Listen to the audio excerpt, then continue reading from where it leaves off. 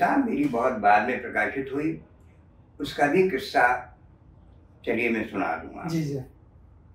एक दिन सुबह ज्ञान रंजन यहाँ इसी घर में आए। अच्छा।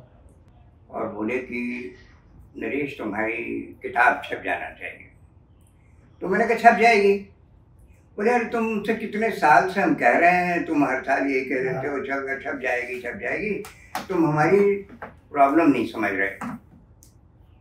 अच्छा, मुझे कुछ अपने मित्रों के जरिए ये भनक लगी थी कि ज्ञानरंजन और उनके तमाम साथी चाहते हैं कि मुझे पहल सम्मान दिया जाना चाहिए। पहल सम्मान मुझसे जो उम्र में कम थे और सभी कवि बहुत अच्छे थे जिनको पहल सम्मान मिला है, तो उन लोगों को पहल सम्मान सबको मिल चुका है। और अब लोग कहते हैं नरेश सक्सेना किताब छपाते नहीं, उनको तो मिलना चाहिए। तो ये मुझे पता था। उस दिन पता नहीं क्या बात थी, मेरा नींद पूरी नहीं हुई होगी या पेट खराब होगा या कोई और बात होगी। तो मैंने ज्ञानरंजन जी से कहा, मैंने ज्ञानरंजन जी आपकी समस्या हमें पता है, जिनकी बहुत ज़्यादा किताबें छप गई हैं पहले उनको पहल सम्मान दे दीजिए, जो वो सब निबट जाएंगे तो फिर देखा जाएगा।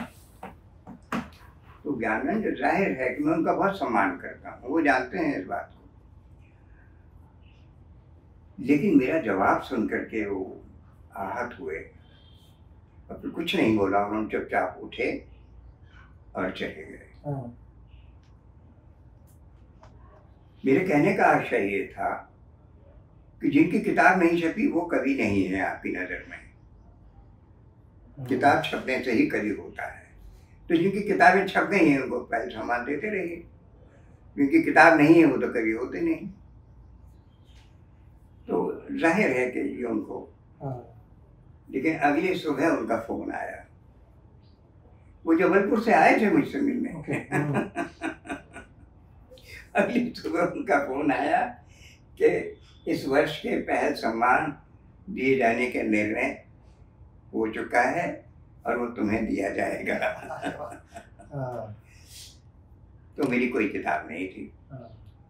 फिर उन्होंने कहा कि अब तो छपवा लो किताब। मैंने कहा ठीक है। उसके बाद भी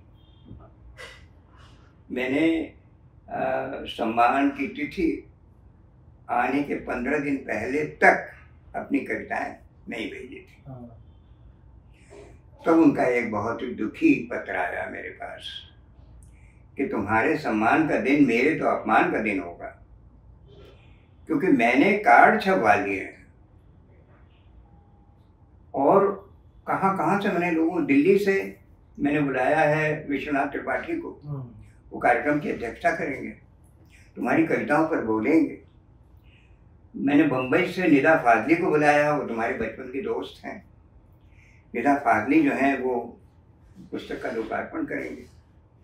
और संस्कृत के किसी कवि को पटना से या कहाँ से बुलाया हुआ है, और तुम्हारी किताब नहीं होगी। तो ये तो, लेकिन जैसा तुम चाहो वैसा करो। तो मैंने कहा कि अरे ऐसा नहीं है, मैं अपनी कविताएं लेके, तो मैंने फ़ोन किया, मैंने कहा मैं अपनी कविताएं लेके आ रहा हूँ। बोले मेरे पास नहीं आओ, किताब एक हफ्ते में छप जाएगी, क्योंकि राजकमल प्रकाशन से बात हो चुकी है, वो किताब छाप देंगे। विष्णु खरे से बात हो गई, वो ब्लर्ब लिखेंगे। मंगलेश डबराल से बात हो गई है, वो किताब की प्रूफ रीडिंग करेंगे, कवर डिज़ाइन करेंगे, और तुम्हें कुछ करना नहीं है। बल्कि मैंने ये भी तय कर लिया था कि मंगलेश के पास तुम्हारी बहुत सारी कविताएं हैं, संजय चतुर्वेदी के पास बहुत सी कविताएं हैं, लीलाधर मंडलोई के, उन सबको इकट्ठा भी कर दिया है। अच्छा। कि न सही तुम्हारी किताब छपवा दी जाएगी उनसे बिना पूछे। तो इसलिए जो बाकी ऐसी कविताएं हैं जो उनके पास ना हो वो उनको दे दो, और इसके अलावा कुछ नहीं करना। यही हुआ। मैंने अपनी कुछ कविताएं मंगलेश जी को भेज दी, और भोपाल में 50 प्रतियां छपी हुई लेकर के मंगलेश भोपाल पहुंचे।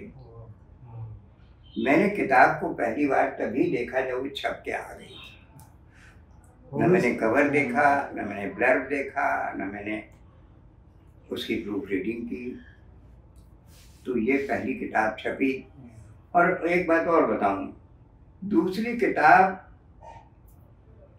छपने की कथा और भी मार्मिक है। रविंद्र कालिया का फोन आया मेरे पास, और वो उस वक्त भारतीय ज्ञानपीठ के डायरेक्टर थे और नया ज्ञानोदय के संपादक थे। तो उनका फोन आया कि नरेश, तुम्हारी किताब ज्ञानपीठ से आनी है। तो बोले हाँ। मैंने कहा हाँ। अरे बोले हाँ नहीं, तुम फौरन कहता है भेजो। तो मैंने कहा भेज दूंगा। तो बोले कब भेजोगे, जब मैं नहीं रहूँगा? तो मैंने कहा क्यों, तुम्हारा जो अनुबंध है भारतीय ज्ञानपीठ से डायरेक्टर होने का, संपादक होने का, वो खत्म हो रहा है क्या? तो उन्होंने कहा कि नरेश, मेरा जीवन खत्म हो रहा है, मुझे डॉक्टरों ने 3-4 महीने का वक्त दिया है, मैं अस्पताल से बोल रहा हूँ। तो मुझे बहुत धक्का लगा, बहुत प्रिय थे मुझे। तो मैं खैर अपनी कविताएं लेके गया। उन्होंने कहा सीधे भारतीय ज्ञानपीठ आ जाओ, मैं 1 घंटे के लिए आऊँगा। मैं वहाँ पहुँचा, मैंने कविताएं दी उनको और मैंने कहा अब मैं कब आऊँ? तो हंसने लगे, बोले अब क्या करोगे आके, और क्या तुम आओगे, अब तुम जाओ, किताब छप जाए। और उन्होंने कुणाल सिंह, वहीं ज्ञानोदय में उनके सहयोगी थे, कथाकार, उनको बुलाया, आगे किताब छपनी है। और वो किताब, दूसरी किताब छपी और तीसरी किताब तो छपी नहीं है।